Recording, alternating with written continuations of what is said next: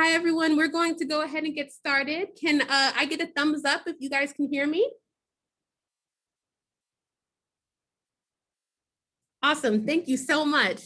So my name is Lauren Mccauley. I am the Certification Access to Capital and Outreach Coordinator here at the Minority Business Assistance Center located within the African American Chamber of Commerce. We serve 17 counties in Southwest Ohio. So from Hamilton to Benton County, we are here to support small businesses, minority-owned businesses, women-owned businesses, and veteran-owned businesses scale their business. We offer business counseling services, access to capital opportunities, loan and bonding programs, as well as certifications. So feel free to reach out to me. I will put my information in the chat towards the end of our presentation here, but thank you so much for joining our introduction to a grant writing workshop. I'm gonna turn it over to Kent Mulcahy. He is the grant librarian with the Cincinnati Public Library in Hamilton County. And we are so thankful that he was gracious enough to facilitate this opportunity. And also, I just want to thank ArtsWave, Ray. I've been collaborating with Ray for quite a while, so I'm really glad to see this event come into fruition. And I just thank you all for joining us. All right, thank you. And I don't need to unmute anything. No, we're all muted. Okay. Yeah, hi, I'm Kent Mulcahy. I'm the Grants Resource Librarian at Cincinnati and Hamilton County Public Library. And, you know, everyone, please bear with me. How long have we been doing virtual events? Like 5 years at this point, 20 years. Of all of the platforms, Zoom somehow is the one I'm the least familiar with. So I will mess something up. So everyone who's watching from home, I do apologize for that. Okay, yeah, so as you know, you should see on your screen, the presentation tonight is Introduction to Proposal Writing. And I know I'm going to be speaking to business owners, prospective business owners today, for-profit businesses, small businesses, right? Guess what? I'm going to be talking to you about proposals that are strictly for nonprofit organizations. I know not much at all about the business side of the world. Don't sign off. Stay right there. Here's why. The reason that I'm talking to you about the nonprofit world of proposal writing is because the people that come to my grants classes, all the people that are part of nonprofits, they run a nonprofit. A lot of folks who run a nonprofit also have a for-profit business. You know, it's an entrepreneurial spirit. And time again, folks have come up to me after the presentation and said, you know what? I understand that technically the grants you're talking about, I can't apply for my business, but all the things that you just talked about how to talk to funders, how to write, how to phrase your needs. Really, I think I can spin that when I talk to investors, when I talk, I'm trying to get a loan, when I'm like writing my mission statement. So time and time again, folks have told me that it's been helpful to them. But yes, technically, this is a presentation that is based on a nonprofit organization applying to a grant from a foundation, like the Kroger Foundation. So I am going to really, there's parts I've changed about the presentation that I thought were maybe way too in the nonprofit world to be useful. So I definitely think you're going to get something out of it. In the end, for the question and answer session, you will hear me be very honest very quickly if someone asks a question and I'm like, whoa, that's too business side for me. And then I'm going to graciously pass it off to Lauren to jump in on that. Yeah, and then at the end, there's going to be some time, like I just said, there's going to be time for some questions and answers, but please stick around. I really hope I have time. There's a couple of resources from the library I'd really like to share with everyone. So please stick around for that. All right, and let's see if the clicker is still working. It went to sleep. So let's find, the mouse seems to disappear on this. So introduction to proposal writing. All right, so what are we going to talk about today? Well, guess what we are not going to talk about and what we're not going to look at. We are not going to look at an example of a proposal. There's a motion sensor trash can behind me right now, and every time they get animated, it opens up. You know, we could go through a proposal line by line, and okay, let's just go through it point by point. And there's a few reasons we're not going to do that. One is, I'm supposed to get through this in about an hour. If we were going to go through a full proposal, let's block off 24 hours to go line by line. But it would still be pointless because we could go through an example of a proposal line by line. You're thinking, great. I know exactly what's coming my way. Every proposal is different. So we could do that and you would be totally unprepared. So what I try to do is I try to go over the typical components that go into submitting and writing a proposal for a nonprofit grant project. And like I say, I'm just bear with me here. I think a lot of the ways that we talk about buttering up funders, letting them know who benefits from what you do, that can be useful in any scenario. So that's what we're going to do with this today. And the first step we're going to go through is the proposal writing process. And the very first part of it, yes, this might be a little more geared toward the nonprofit side. And that's what do you need the money for?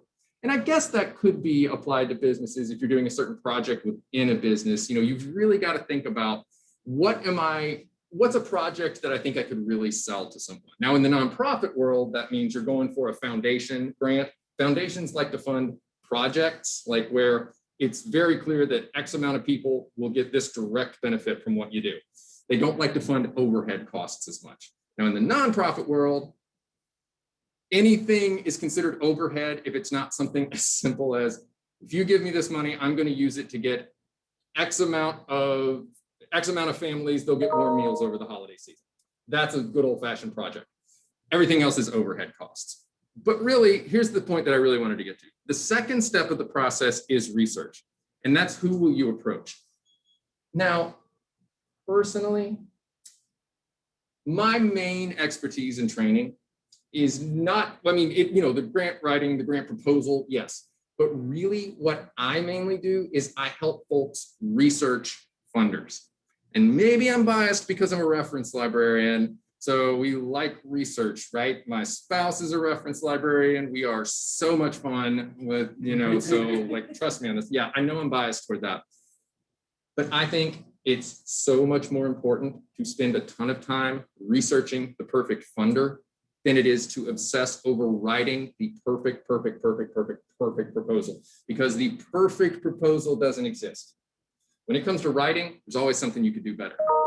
But if you approach a funder that has no interest in what you do, never did, never does, it has no part of it, you just approach them because you know their name, you're not going to change their mind with the most fun proposal to read, because there's no such thing as a fun proposal to read. But if you approach the perfect funder with a proposal that's good, or a plan that's good, but could use a little work, you might get them in the room. They're like, hey, we like what you do. We work with similar organizations. We have a couple of questions about some of the things you put into that plan, but let's keep talking about it. That's a scenario that can happen. So what I always tell people is, yeah, you're going to want to spend some time writing a good plan or proposal, but no one spends enough time researching. No one. Absolutely.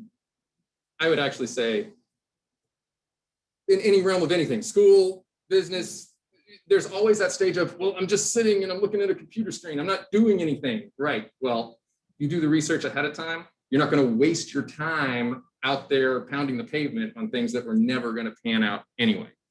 And again, so for all the business folks, which is everyone, I will be sharing some business specific resources that the library has at the end of that. So we can help with the research part of that as well. And then it comes to the writing. How are you going to put it all together? Now, I guess the long and short of it, at least in the nonprofit world, is how do you put it together? Exactly how the funder tells you to. I mean, I could just make that very quickly. And in fact, if I wanted to make this like a one-sentence presentation, it would be, to get a grant, you have to follow every direction from the funder. That's the long and short of it.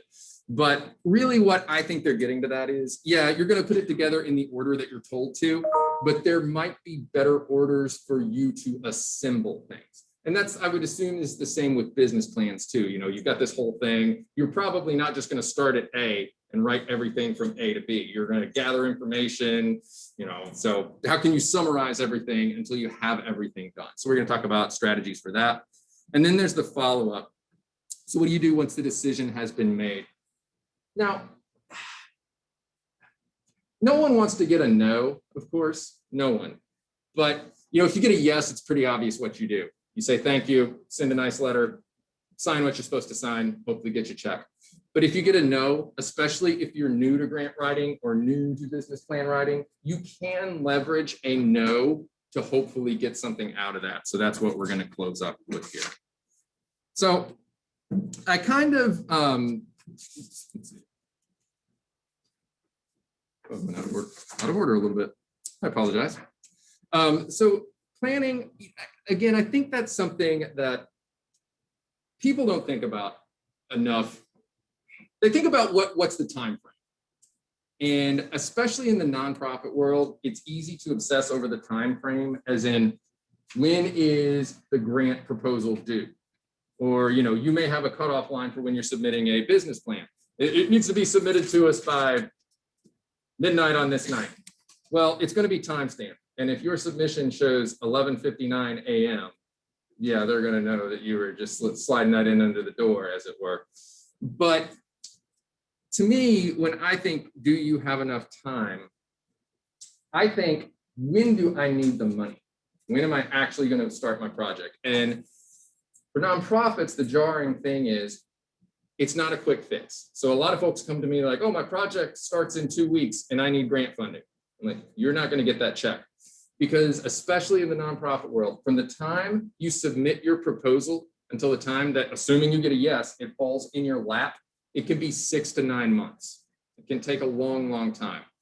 So when I speak to the most successful grant writers, and especially the most successful nonprofit business plan writers and things like that, they say, look, if I'm researching funders for a project, that project doesn't start until a year down the road. So you really want to give yourself a lot of time. This is not a quick fix. And this seems like something simple that you would think this is something that comes naturally, but when I talk to a lot of my customers, it's not. Hopefully, when you're planning and you're going to apply, you're not putting all your eggs in one basket and saying, I'm just going to this one person, right?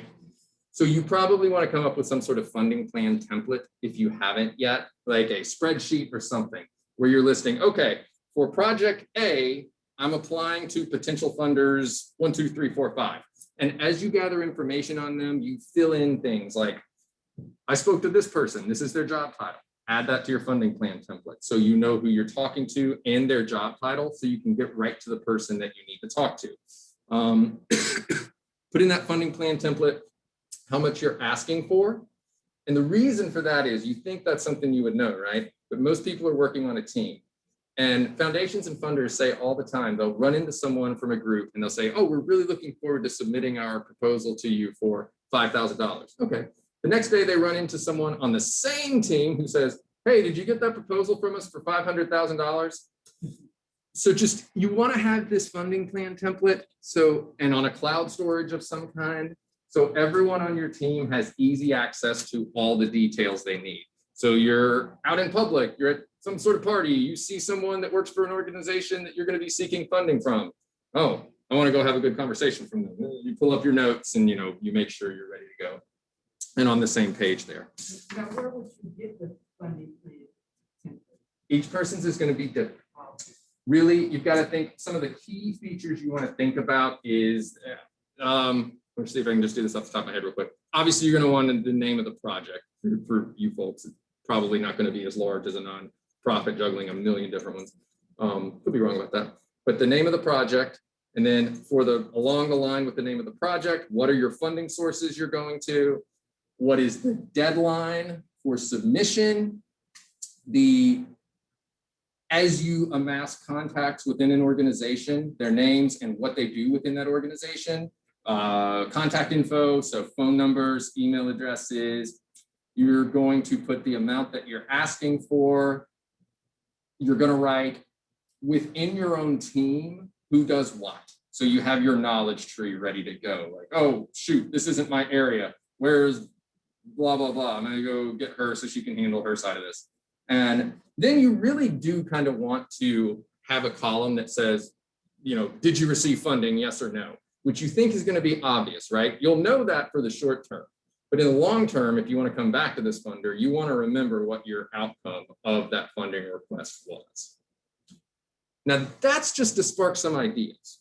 That's some of the crucial things that just come to mind to me. Now, you will take that and run with it, and you'll be like, no, I didn't want that one. Or you'll be like, oh, this is a great idea. Why in the world didn't you tell us to do this? Well, that's you finding your own method to do that. Yep, absolutely. But again, I think the key thing is, and this is what a lot of folks come back to me is, whatever it is, This is not something you're just going to print out and hand update. It's going to be hopefully like you got a Dropbox, you got a Google Drive, you've got something to where everyone who needs to see it can access it and edit it at all times. Okay, and then do you have enough? So that's kind of the basics of what we had here. Was the do you have enough time and what are you asking for? So moving on to research, finding the right fit. Now, in the nonprofit world especially, what you're thinking of, really when you're researching, it's not just about who has the biggest name, who has the most money. That's not the most important thing. The most important thing is whose mission statement, whose values aligns with what you're doing. Really, you want to think of it as a win-win, right? And I think you can apply that to any scenario. For the nonprofit world, it's pretty easy, right? If a funder funds you, like, you play it up to the Kroger Foundation if you're applying to them. Hey, if you fund us, we're going to splatter your name on our website and at every event that you do. So that's advertising for you. So when you're approaching funders, just think about like, what do they get out of funding you? Does their name get to be attached to a great new business, a great new community entity that is helping out and giving back? So what's in it for them if they fund you? So I always go back to thinking about the win-win. That's definitely a big part of this. So yeah, what does what you do fit in with the funder's interests? Which, again, like I say, I acknowledge that some of this stuff is a little more non-profity, but it's just something to keep in mind. So the writing part of it, this is where I always have to be very careful about how I word this, because if you don't word it the right way, you come across as a grammar snob, right? But I think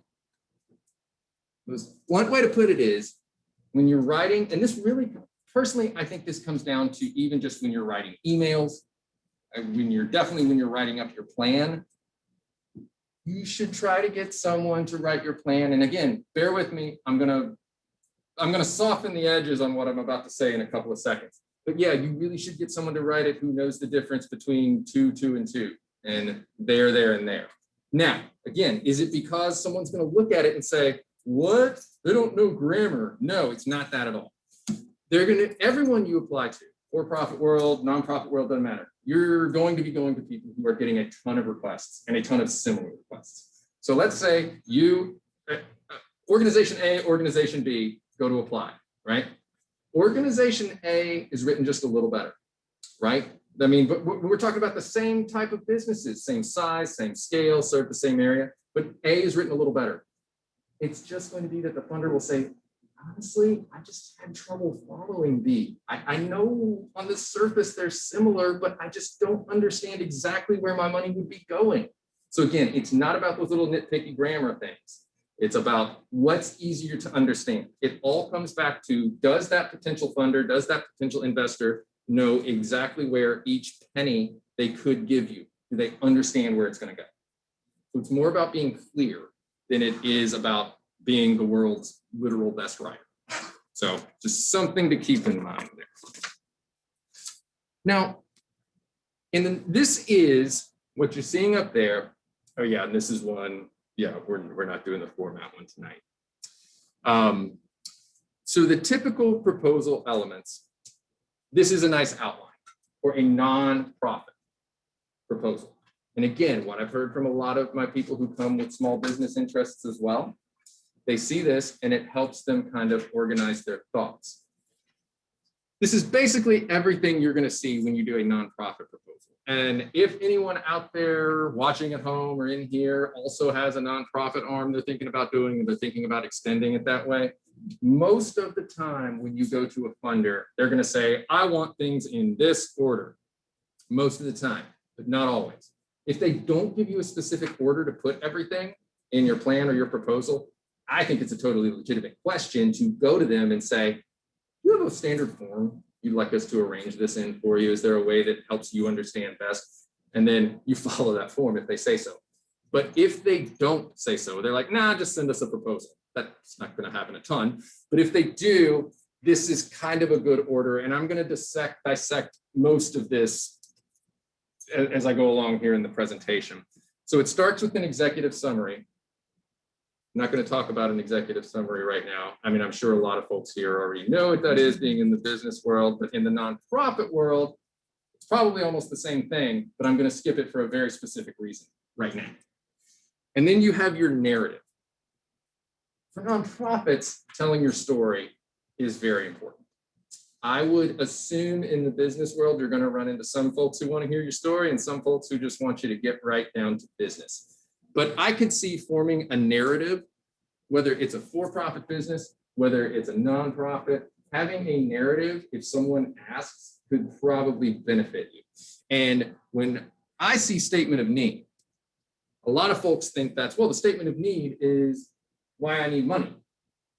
It's not what the statement of need is. The statement of need is the community.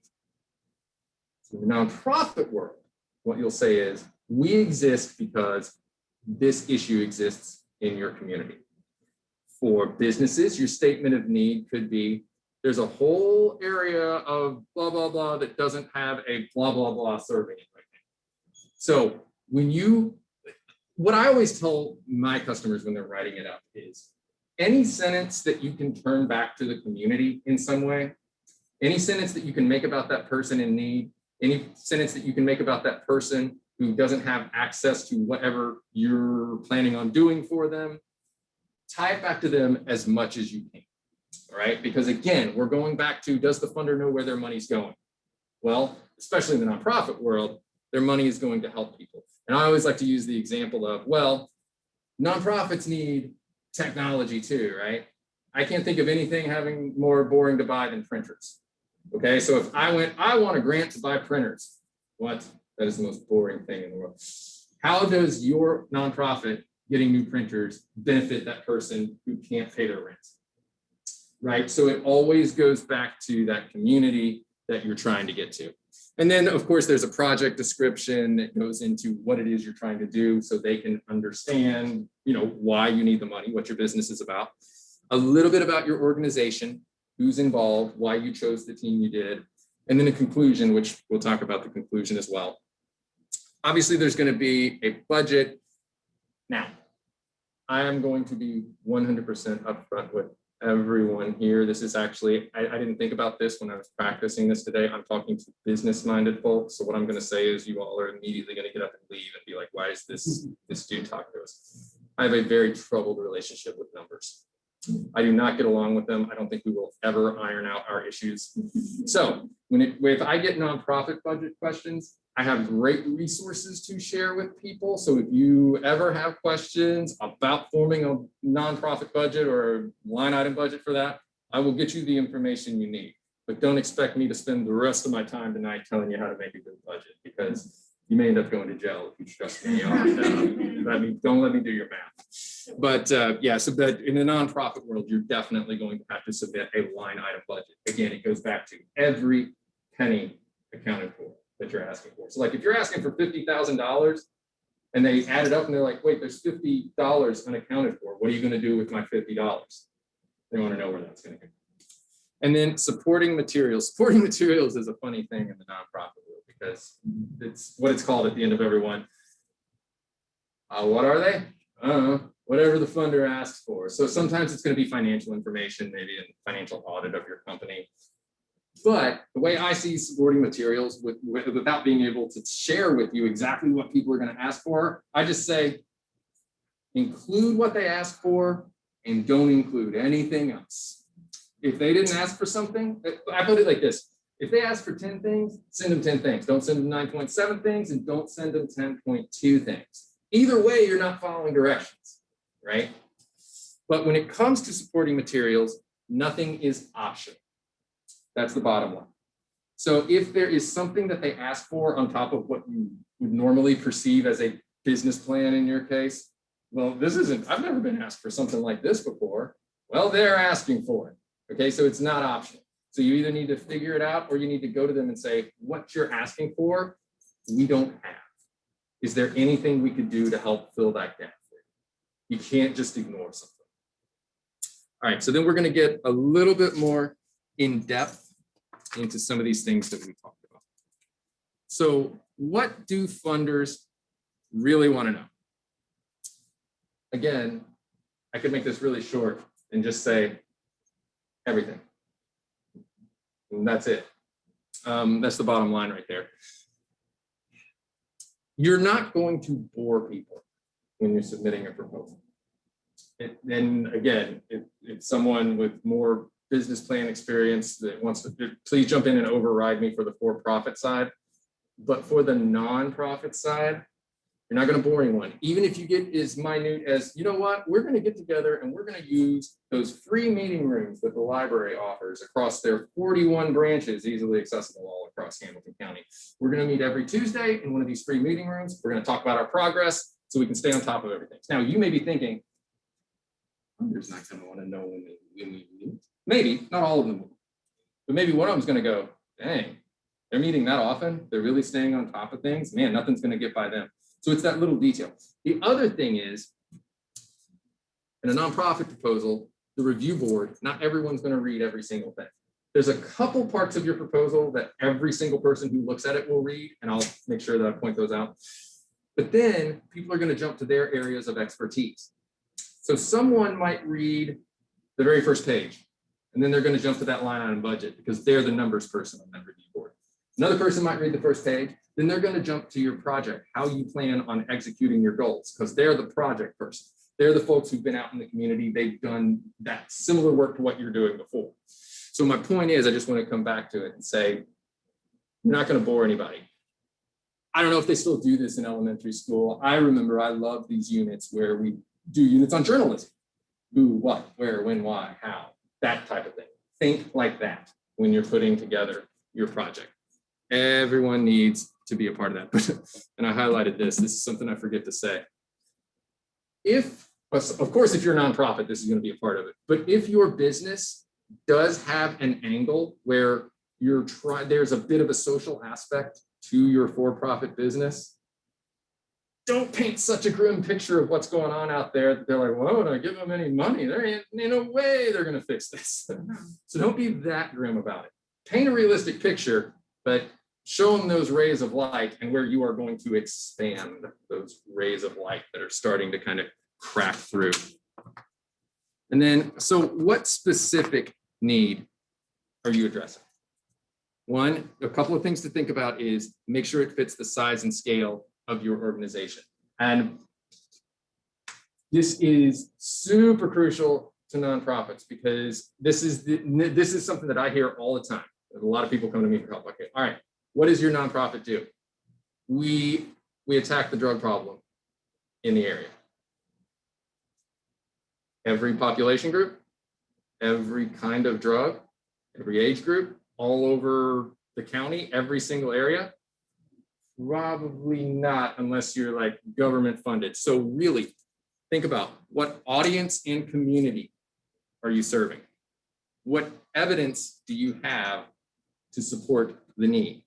Now I could see, for-profit side of thing, your audience may be small at first, but you're probably going to want to highlight ways to expand. Yeah, right now, obviously, this is where we're going. Obviously, we're open to everyone, so you want to keep it inclusive. And then what evidence do you have? Now, evidence in the nonprofit world and evidence in the for-profit world can be totally different. In the nonprofit world, let's just use that example I just used again. If I said the tri-state area has an opioid problem, is anyone going to look at me and say, no, it doesn't? But does that make me an expert? Absolutely not. So when you're attacking a social problem, you're probably applying to people that already know all the facts and statistics, but you need to share it. 30 minutes, okay. You need to share that information with them so they know that you know, right? So there's going to have to be evidence, data, statistics. And, I don't know where you're going to go to get data and statistics if only there was a place that was freely available to you, much of which you can use from your home. And nice staff are available to help you find it. I just can't think of a place like that. So never mind, you won't be able to. We have tools to help with that at the library. Now, admit it, that I'm going to say right up front, we can't do your research for you. And there's a lot of reasons for that. We have staffing issues just like everyone else. And not to nitpick words, we're a public library, we're not a research library. We will point you to the resources you need. We will help you use them. So definitely don't count us out for that. And I'm really going to try to make sure I have time to share a resource with you for the end of the presentation that you can use for small business needs. Okay, so moving on, we have impact. What are you trying to achieve? And I'm going to assume that some folks here have already seen the acronym I'm going to show you. This just seems like one of those things you would see printed out on people's cubicles, or maybe there's like an inspirational poster or something, I don't know. But outcomes must be measurable, and then you see the SMART acronym for your goals and objectives, which your goals and objectives need to be specific, measurable, achievable, realistic, and timely. Because you can't just say, was the project a success? Yes. Can you prove it? It was. It was fun. Doesn't work like that. You really got to have hard data. You've got to set measurements. You have to share your trash can. You have to share why you chose the metrics that you landed on. And we'll talk a little bit more about that as we go on here in a couple of slides. But yeah, SMART. Just think about this. And I apply this to a lot of things because I know I personally can go off on tangents and forget to really stay on the message of deliverables. So yeah, specific, measurable, achievable, realistic, and timely. We already kind of talked about specific, right? We talked about getting into the specifics of who you're going to attack, but then what are you going to measure? What are you going to measure from that? And we'll talk about how to measure things. And achievable just really means if you have a projected growth rate that you are putting forth toward funders, in 6 months, we plan to be bringing in $6 billion worth of profits if you give us this $50,000 grant. So, that's obviously a ludicrous example, but just really take an honest look at your staffing, who's on your team, how much time are you devoting to your project. So when you're looking at your goals, a funder will know if your goals are not achievable because they've seen everything. Now, if you disagree with them, sell them on it, right? But for the most part, you've really got to take a realistic look at what you think you're capable of. And then timely. And by timely, which we'll talk about again in a second, is how often are you going to check in on your progress? And so we'll get into the specifics more of that in a second. So what is your specific plan of action? I like to think of my own proposals as an organizing plan. You're probably going to start out when you're forming what you're doing. You're probably going to have a nice, item listed down, with, a cascading hierarchy of your project. It's going to look like the most complicated map ever. And seeing it that way is probably how you're going to start. But sometimes I think when nonprofits at least get to the narrative and they're putting their itemized plan into a story form, it helps them see gaps that they didn't know were there. It helps them, I'm not going to get from A to E because I don't have a point C in there. It helps them. And again, it goes back to the more specific you are, the more you tell of your story, the more you make it understandable, you give a potential funder or investor a chance to go, whoa, hold on. I like what you're doing. I'm looking at this point here. That doesn't work. And I can tell you why. You don't want to hear that, right? No one wants to get their paper marked back up in red, which is probably a thing that doesn't happen. No one wants to see those corrections, but also don't you kind of want to see those corrections from someone who's been doing this and sees a lot of the similar things? The more you tell them, the more chances you have to get inadvertent feedback on your project and help you maybe get to things that you didn't know you missed. So again, I think of it as an organization plan. And then how do you know if you're successful? Now, I think it might be a little more straightforward in the business world. If you're trying to earn profits, trying to run a profitable business, in some ways, it's more complicated than this, I know, but you either do or you don't. In the nonprofit world, it's a little more complicated. If I'm doing a project like I want to find 50 forever homes for these dogs in shelters by the end of the project. That's a quantitative measure. That's great. I can just put a number on it. Doesn't mean the project's easy, but it's easy to know whether I hit my goal or not. It's when things get more qualitative in nature where it's tricky. And for a nonprofit, it can be, what if your project was going to try to improve the self-esteem of sixth grade girls in a certain school district? How do you put a number on that? Are you going to rate your confidence 1 to 10 at the beginning of the project, now rate it at the end? That seems a little harsh. So maybe you gather testimonials. That's one way. There's no one way to gather your data like that, but there is a really great resource. And if anyone is watching who does have a nonprofit arm, or if you're starting one and you're having trouble evaluating your project, send me an email outside of this. Everyone should have my email and my contact information on the handouts. I have a great resource to share you about how to learn better to evaluate your projects, because it can be an incredibly daunting task. Too big to get into just tonight.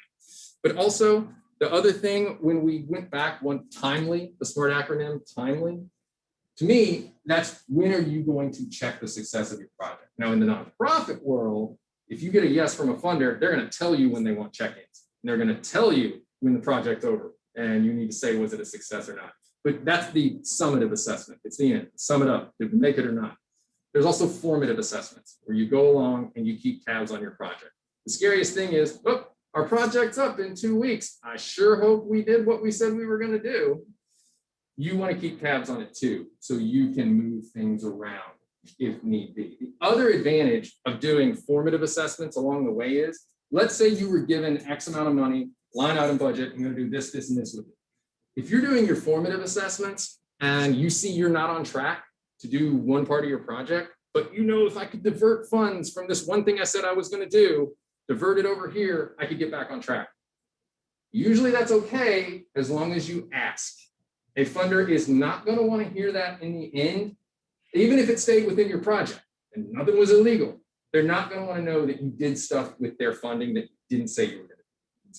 So you do the formative assessments to stay on track. All right. So, and again, I'm wanting to make sure I have time for questions and answers. So buckle up as we try to get through the rest of this. I went over a lot of this stuff already, though, for the what funders really want to know. Specify them in measurable terms. This is kind of just a summary of those last really big points we were making. Identify your key indicators of success. You will need to outline how you collect your data, right? It's not enough to say, these were the results. Really? How'd you get those results? You don't want to know, I can't tell you. No, you're going to outline exactly how data was collected and then develop a timeline to monitor the program. That just goes back to your formative and summative assessments.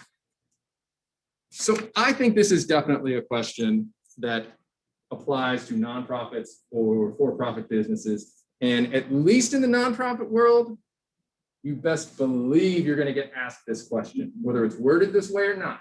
You're going to get asked this question. Why are you the best organization to do this work? And I don't have the answer for you, but I have the wrong answer for you. Why are you the best organization to do this work? Man, I don't know. You know, there's a lot of businesses out there doing similar stuff to what we do.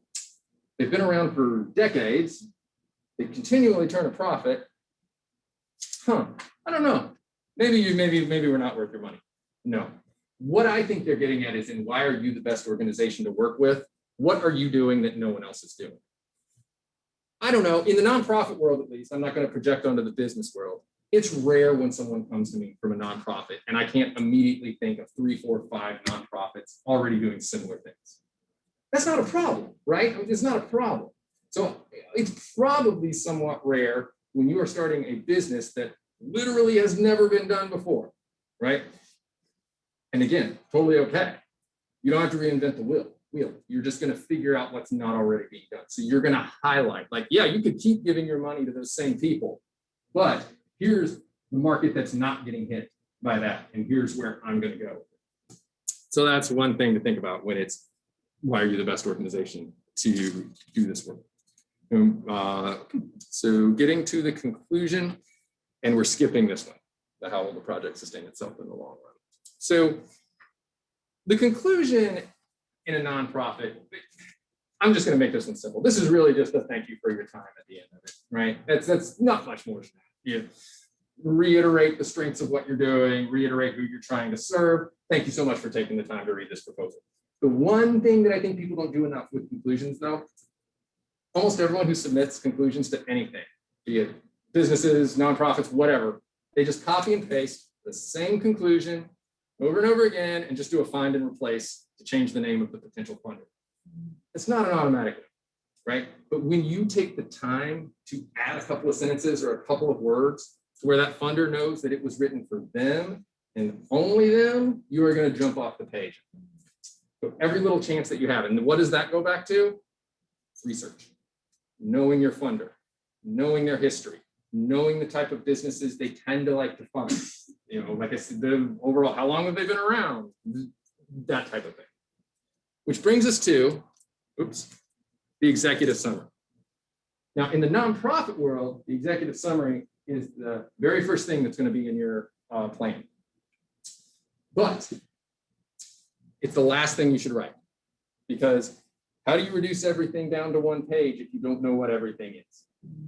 And for me, this is the ultimate chance for you to put in tidbits that are just for that funder and no one else, because at least in the nonprofit world, remember how I said some people are going to read one part and then jump to what they're experts in? Every single person who looks at your proposal packet is going to read that executive summary.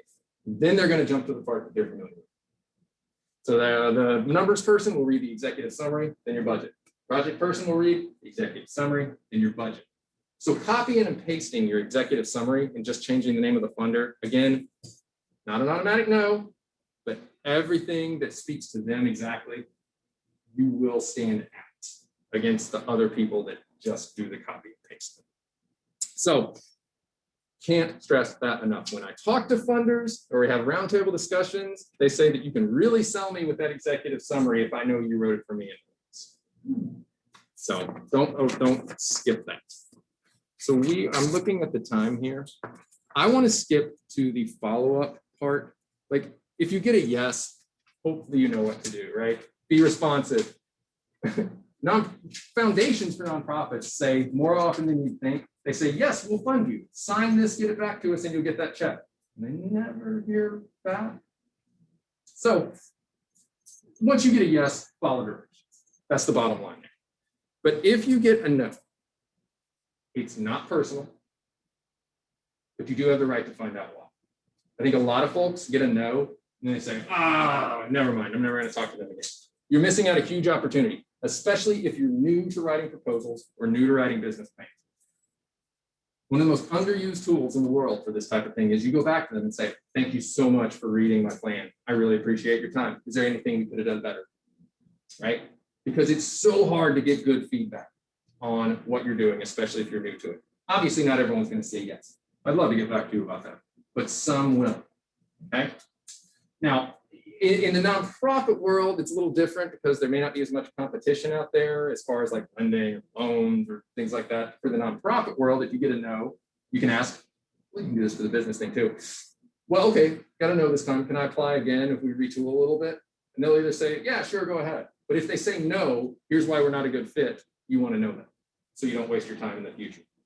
In the nonprofit world, if you get a no or a yes, one follow-up question can be, hey, do you know of anybody else that might be a good fit or a better fit for us that you could refer us to? Because foundations, at least in the nonprofit world, they're not exactly in competition all the time with each other. There might be some internal fighting that goes along, but they will often refer you along to other folks. So, but then the bottom line is, just don't take it personally. Pick yourself back up, get moving. In nonprofit world, funders can only fund about 30% of the requests that they get. Okay, so it's not about you. They didn't like you. They didn't like your nonprofit. They didn't like your business. Just they can't say yes to everything. So keep moving. You're gonna get no's. And then for the key takeaways, just as far as just like if you're gonna take away big points from this, start with an outline, which I will circle back to in 1 second. I know I'm looking at the time. Start with an outline. Personally, I love writing papers. I missed that about school, but I hated writing outlines. I don't know why, but I know that when I did an outline, it was always worked out really well. If you are interested in forming a nonprofit, you have a nonprofit, you know anyone that does, and you need to reach out to me because I have a wonderful tool I can share with you called the Ohio Common Grants application. You already know about this, it sounds like. Yes, it's a 10-page document that you will hate yourself and everyone around you as you fill it out because it is in depth. But if you fill out this outline, you will be ready for any question that comes your way from a funder. So that's, again, more for nonprofit worlds. But yeah, so start with an outline. Keep the language clear and concise. This is professional writing. Your business is not the most awesome, amazing, coolest, greatest business ever. That's not the word you're using. Keep it clear, you keep it concise. Focus on the funder's interests. In this case, what type of businesses have they tended to fund in the past? What's their track record? Focus on their interests. Follow directions. That's really the bottom line. In almost anything you do, follow directions. I remember when I was a kid in elementary school, I showed up one day and everybody's desk had a piece of paper on it with 30 instructions. And they got weirder and weirder as you went along. By like 27, it was like, get out of your desk, stand on one foot and clap like a duck. So I'm out of my desk, I'm standing on one foot, clapping like a duck, and I'm looking, I'm like, man, all the smart kids in the class haven't left their seat. What are they doing? And instruction number 30 was, don't do any of the previous instructions. So read everything before you get started and follow instructions. And then revise and edit before you submit. And if possible, get someone else's eyes to revise it, because we will glaze over things if we've written it. Also, the way I tend to think is, if I can show a proposal to someone who's not on my team, doesn't know anything about what I'm doing, if I can show someone, an unaffiliated person, a proposal, and they get the gist of what I'm trying to fund and what I'm trying to do, I'm probably on the right track. So that's one way I think of that. Now, I'm going to leave some time for questions, but the one last thing I wanted to stress upon you guys. For small businesses, the library, most public libraries, the major databases for demographics research, that type of thing, are just priced out of the range of public. So I'm not, the biggest, most important main databases for businesses to research, like demographics and consumer habits and all of those things, generally are priced out of public libraries. We just can't afford those types. So I'm not going to try to tell you that we have the one database that will do everything that you need for your business. We don't. We do have something called reference solutions. It's free, available to you to use from your home with your library card. And I'm saying this only because all librarians have massive late fines. We don't do late fines anymore, by the way. We canceled that. But all of us have overdue books. All of our accounts show a lot of money that we owe. You can use your digital stuff, the databases, no matter what's on your card. And it's easy to get one if you don't have one. Anyway, reference solutions will help you do some light demographics research, and it'll help you do some light consumer lifestyle research. So if you want to know the pockets of Hamilton County, like what type of people buy what in this area, you can also do business searches. Types of businesses in a certain mile range. So you can find the hot spots or the dry spots. So again, we are here to help for that. It is a wonderful tool. It's not as easy as a Google search. If it were as easy as a Google search, it would not be as useful as it is. But we're here to help. I'm one of the main people that's around to help with that. I do virtual instruction. I will come to a branch that's more convenient to you if you don't want to come to the downtown library because there's no parking and we're going to be renovating for the next 18 months. So I'll come to you, but I will also make homemade videos for you. Like, I want to find out this. I can do a quick screenshot video, send it your way to see if that helps you do it. So again, reference solutions. Instead of me trying to tell you how to get to it on our website, email me. It'd be way easier for me to just send you a link or talk you through it than to just show you once here, because it's a little complicated to do. Reference solutions. Yes. All right. How's everybody doing? I have a question. We have about 8 minutes for questions. So when I signed up, it said that the course began at 4 o'clock. What time did you guys start? 4 o'clock. Oh, okay. I'm like, was I late? Because he was already talking when I walked in. Yeah, Okay. we had truly just begun. Okay, okay. I'm like, oh, No, you didn't miss anything. okay. No. Any other questions? And also look at the Zoom. There may be questions in the chat.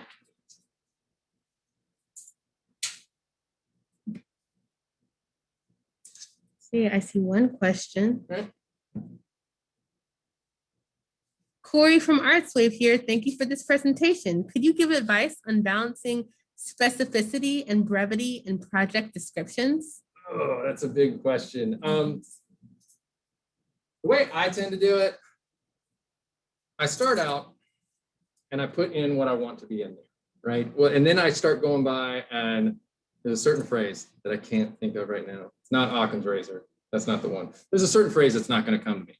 But I go through and then I cut out every single thing. What can I get rid of that is, that doesn't absolutely need to be there to get the point across? But at least in the nonprofit world, usually brevity is answered for you because a lot of it's online now and a lot of it's web forms. So they're going to say, tell us a little bit about your project in 300 words or less.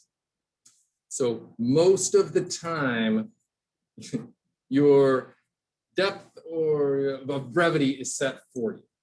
But really, when it comes down to it, just remember, you want to tell your story, but also people are going to be going through, well, I guess, digital stacks of these things, since a lot of it's online. Don't waste their time. If you go back and look at it, really edit with a firm and hard eye and try to get some. I think whenever I show something to someone for review, again, if I can get that person to look at it who is not involved in the project, doesn't really know what I'm doing, they're the ones that are going to say, it all makes sense, but this part doesn't really fit in there. I don't think I needed to know that part of it. So I'm more interested in the profit side. Of course, it. of course, yeah, yeah. Is this the same, would this also be the same for that? Or is there a little bit another way that you would go about it with a nonprofit? As far as, with a for-profit? as far as the brevity thing about Yeah. it, yeah, well, do you have any thoughts? Yeah, on so that? I can answer a little bit to that. So a lot of what Kent is explained is really the same when it comes to for-profit organizations. The biggest piece of advice that I could give you is answer the question. Don't skip over what they're asking. If there's something that you can't provide, you really want to truly answer the questions and not give too much more information in that. You truly want to answer their proposal request in full. So I guess what okay. So where, I just lost the job. Okay, so I'm like, this is my opportunity to do what I want to do. So what would you suggest? Where would I start? I've never done this before. Don't have any idea about grant. That's why I'm here. I guess I will start with the reference solution. Do I start with my outline? I guess I'm just kind of lost how I start. And so, because I know it'll probably take me from now for a year or so, but I don't want to just be running around, not really having direction of where I'm going. So I'm going to let Joe Mccauley answer this question. Yeah, thank you for asking that. You get that a lot out as sharing, I work here at the chamber. Many of his ideas and thoughts apply to business plans, and we offer templates. Not that in some of the resources he mentioned, there are templates out there. They give you advice on how to formulate your own thoughts, how to get your ideas. And so I'll bet we can share a resource for that. But we definitely have like the business plan. We do So too. let's say the business plan is 10 pages, but the little packet may be 35 pages. Most of it giving you suggestions on how to come to the research, how to come to the comments. So there are templates out We also have books. there. We also have books we have a small business resource center specifically. yeah, Yes. And it's literally going to be like, hey, you've never started a business? Check this book out. And it really will, there's no way you can get everything you need from reading a book, even if it was that thick. But they're great for those. I don't even know where to begin. They're really good for that. And the series gets a lot of flack for Dummies series.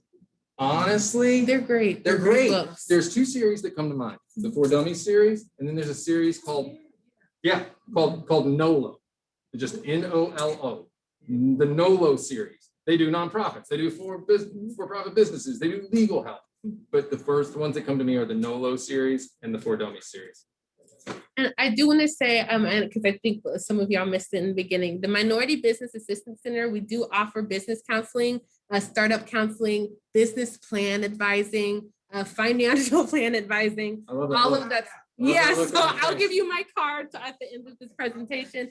And Tiffany, I do see your question. I will absolutely be resending out this presentation as well as all of the presentation that Kent provided and some handouts that he provided as well. Thank you. Yeah. Thank you. Let's see, any other questions? Can I just make a comment about Artsway? We do have a grant open right now for Black and Brown artists. We're taking this workshop and we're going to specify how to answer the questions for our grant next Friday. Oh, So you wonderful. can find it at artsway.org. So it's for individual artists. You don't have to be a nonprofit. You just have to propose a project. So you can find it at artsway.org. And when does this open? It will be next Friday. The grant is open currently and it's open until the end of the month, Okay, the 29th of October. It's the Black and Brown artists. And I'll repeat that in case you all didn't hear that. So ArtsWave has a grant currently open. It's the Black and Brown Artist Grant. It's for individual artists. You do not have to be a nonprofit. And that is open until Friday. The workshop is next The, Friday. the workshop is next The Friday. grant is Forgive me. open until October 29th. Okay, the grant is open until October 29th. And the last thing I have to plug selfishly is I'm the grants resource librarian. And again, just in case anyone's watching who does have the nonprofit world with a nonprofit angle, the main thing we offer nonprofits at the library is access to a database called the Foundation Directory.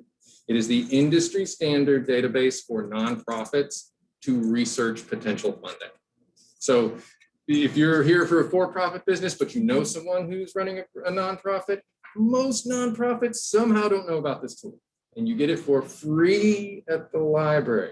Basically, if you know someone, if you know someone who has nonprofit ties, you need to send them to me because that database is just, it's unreal. Yeah.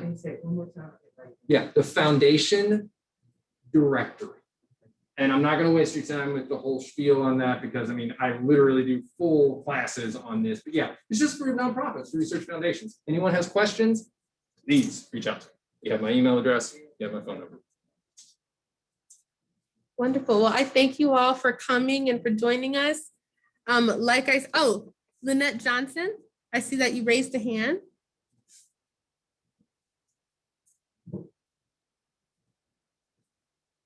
If you could type any question you have in the Q&A chat.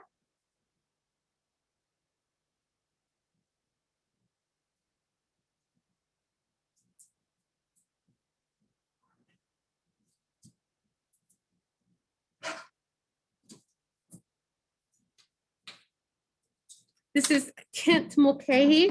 Hi, I'm Kent. And I'm putting his contact information in the chat right now. Yes. Can you please? Yeah. Thank you. Now everyone's watching me type in this room. Right.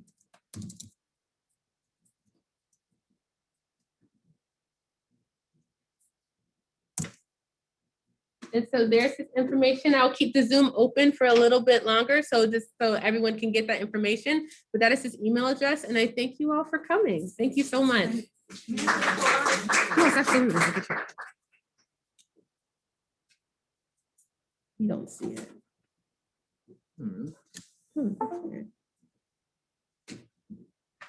Well, if they get the handouts, my contact info is going to be on the handouts. Okay. So, there we go. I'm gonna copy and paste it, I see. Change that.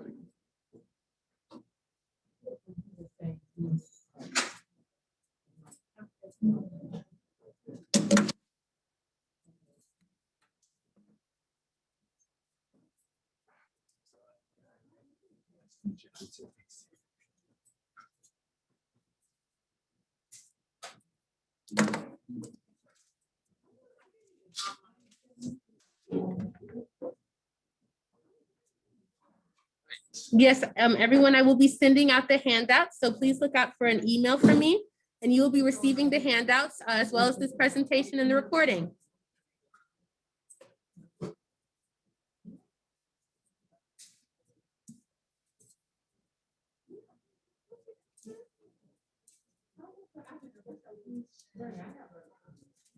I know you have to run. Thank you so much. Okay, I just wanted to make sure. Yep, we're good. You send them my way. I really appreciate it.